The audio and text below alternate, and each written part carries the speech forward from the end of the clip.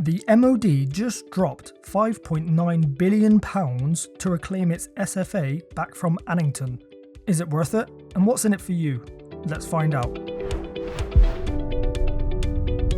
Hey everyone, and welcome to The Savvy Squaddy. In this video, I'm going to cover what is happening with the recent news that the MoD are buying back around 36,000 married quarters from Annington and what it means for you. Now, many of you probably weren't aware, but the MoD sold off over 55,000 married quarters to a private company called Annington back in 1996 for £1.6 billion, around £27,000 per property. In today's money, that is a total of £3.1 billion. The reasons cited to privatise the properties were mainly because money was needed to upgrade existing military homes, they wanted to get rid of properties they didn't need anymore, and they thought it would be more efficient for a private company to manage these homes. I'll let you be the judge as to whether or not they met their objectives, but regardless, the terms of this deal will make you scratch your head. Put simply, the MoD sold these properties to Annington on a 999-year leasehold. The MoD then entered a 200-year lease agreement so they could continue to provide service families with accommodation. So they sold the houses to then rent them back. This did allow for funds to be immediately raised whilst continuing to provide accommodation for service families, but in my opinion, and that of many people, it was a very short-sighted decision which hasn't really worked out, hence the repurchase now. But credit to the MoD, they did retain freehold reversion. This means that for those 999 years, Annington could benefit from the properties, but the MoD would ultimately regain full ownership of the estate after the lease term ended in the year 2995. Turns out retaining the freehold was a big part in being able to buy the estate back from Annington after a bit of an expensive legal battle. Part of the deal was that the MoD would rent the houses back at a discount compared to the market rate. For the first 25 years this was set at 58%, but this discount was reduced to 49.6% in 2021, which meant a significant increase in rental payments for the MoD. The part of the deal that gets me is that the MoD, and so by extension the taxpayer, were still responsible for the maintenance and upkeep of the properties.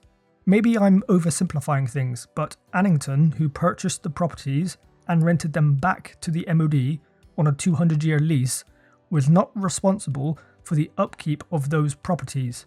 That is just crazy to me, even with the discounted rate of rent being the justification for this arrangement.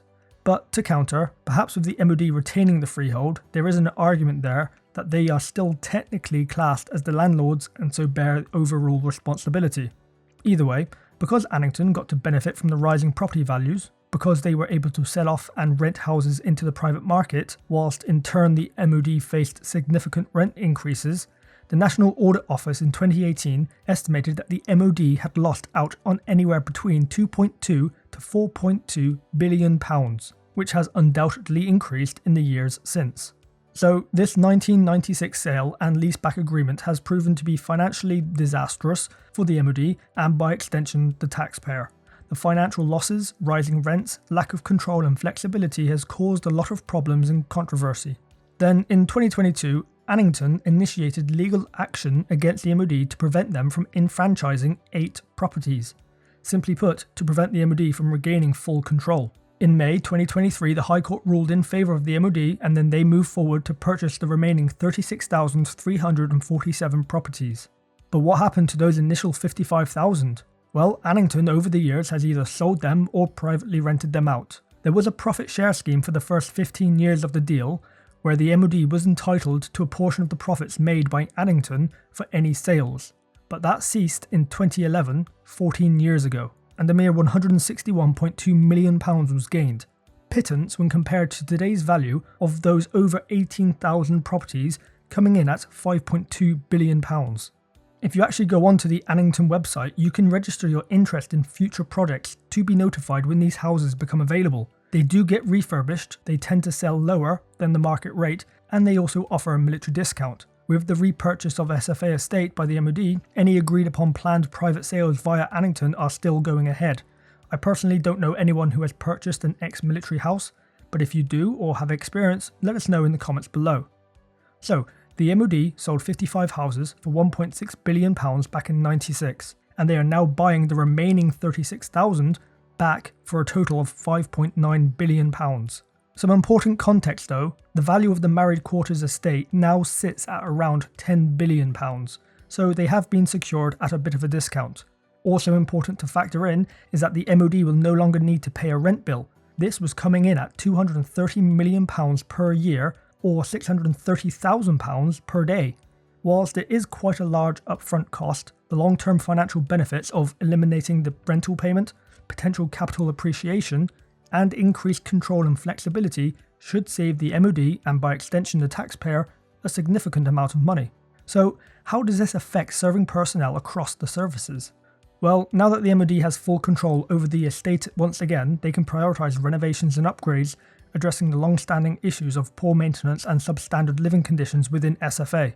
The 96 agreement restricted the MoD's ability to make significant improvements, such as large-scale redevelopment projects, as any enhancements would have ultimately benefited Annington, another aspect of this poorly executed deal.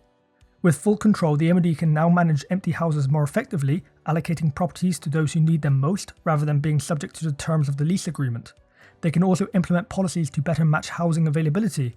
Undoubtedly, the modernised accommodation offer, which will hopefully finish its review in 2025, will take full advantage of this. Perhaps now some of you will be thinking that because the MoD no longer pays rent, does that mean our SFA charges will be scrapped, or at the very least, not increase? Fat chance in my opinion.